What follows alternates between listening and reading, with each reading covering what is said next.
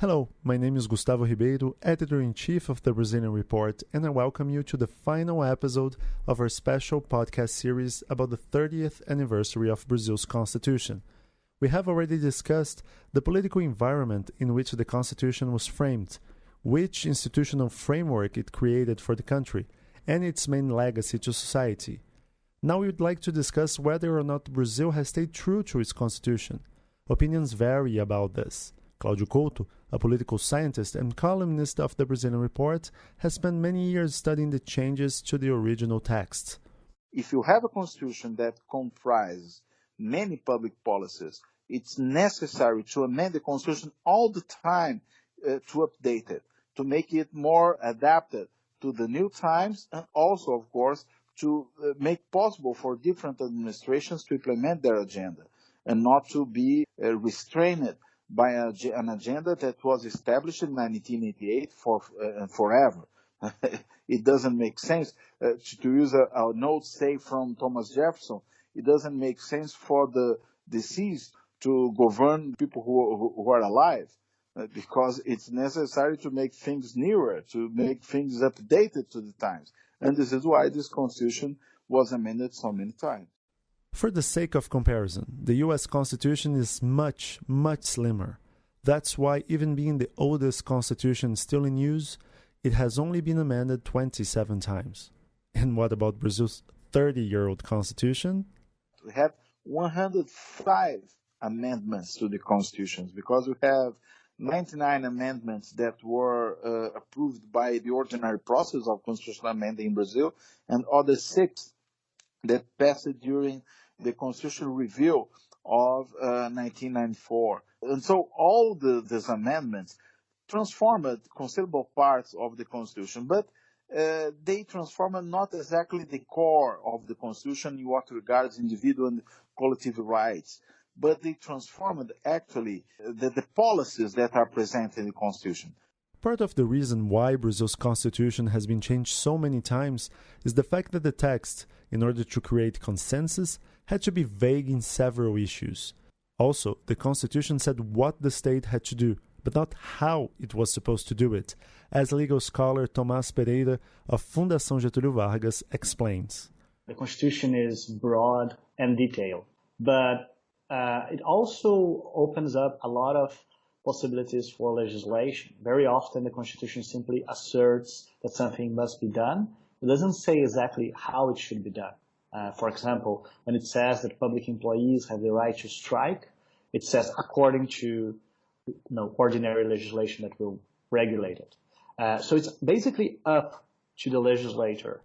To amend the Constitution, you need a 3/5 vote from each parliamentary chamber twice. It can be done if your proposal generates some consensus. That was not the case, for instance, of the pension system reform proposed by President Michel Temer in 2017. The fact that Brazil's constitution has been amended so many times is not necessarily a bad thing. As a matter of fact, it is quite the opposite. Let's remember that the Brazilian constitution is the 3rd longest in the world. It is not a basic charter of rights like the US's. Instead, it legislates over a broad range of subjects from what must be in the federal budget to policies around culture and sports. And a constitutional text like that can only withstand the test of time with some flexibility. The Constitution, for instance, established that Brazil's state-run oil and gas company Petrobras would detain the monopoly over oil exploitation in the country. But the world changed, and so did the rules reigning over Brazil. In the late 1990s, the government approved an amendment to end this monopoly, opening up Brazil's oil sector to foreign firms. But even with hundreds of amendments, the core of the Constitution has not been touched, nor can it be. Basic rights, the abolition of the death penalty, and the commitment to democracy can't be changed, only if a new constitution is approved altogether. And for the first time in 30 years, there seems to be a momentum to do just that. At the time this podcast is being published, the 2018 presidential race is being led by far-right candidate Jair Bolsonaro. His vice president nominee, a former army general who called for a coup d'etat in 2017, wants to approve a new constitution. And that could be quite dangerous, given Brazil's increasing polarization, as political scientist Mauricio Santoro of the State University of Rio explains. This is a moment that we all should pay attention to what's going on in Brazil right now. I mean, this is not a normal election. It is very tense, it's polarized. It's an election that should make us think about the threats to democracy. It's not the crisis of one government, it's not the crisis of one party. I mean, the political system that Brazil is building since the return of democracy in the 80s is now under a severe criticism because of corruption, because of the economic crisis, because of the public security situation, and so on. From time to time, the idea of tossing the 1988 Constitution aside and framing a new one appears in the political landscape. But the Constitution is not the problem, as Pedro Abramovay reminds us, a former National Secretary of Justice and Director of the Open Society Foundations in Latin America and the Caribbean. We need to value what this Constitution has done for this country in terms of, again, setting an agenda, creating democratic stability for a country that had never had a period of democratic stability, social inclusion, access to rights in the way we had in the 30 years. And that's a direct consequence of this Constitution. Every time a new president is sworn into office, his or her first words are a pledge to respect and enforce the rule of law in Brazil and to preserve our Constitution. Our 1988 Charter of Rights is being scapegoated for the crisis we experience at the moment. But if anything, it is that Constitution that allowed Brazil to begin to address many of our issues, says Pedro Abramovay. The Constitution sets an agenda for Brazil, right? It's not only a list of rights, but I think it sets an agenda that includes the fight against inequality, that includes the protection of human rights, that includes economic development as a goal. And I think what's really interesting, if you see what happened after the Constitution, is that more or less this agenda was implemented, right?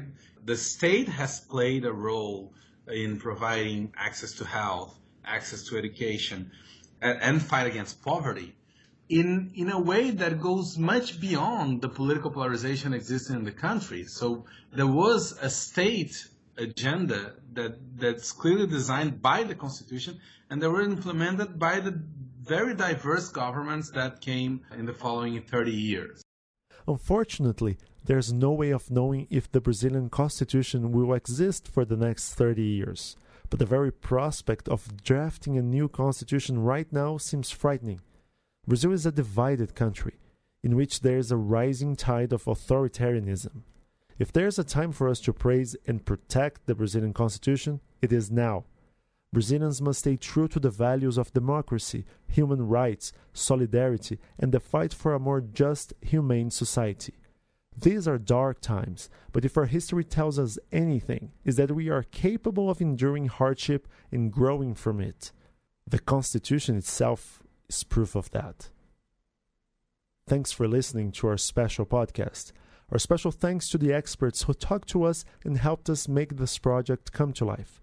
If you like this podcast, please take a look at our website. It's Brazilian.report. Every day we have new content about Brazil's politics, economics, and society. We also have exclusive newsletter services if you want to be briefed on what's going on in Brazil before starting your day. Subscribe now to our free trial and enjoy all of our content for 14 days. It's really free. You don't have to put any credit card information. You can also follow us on Facebook or Twitter. Our handle is @BrazilianReport. Thank you very much.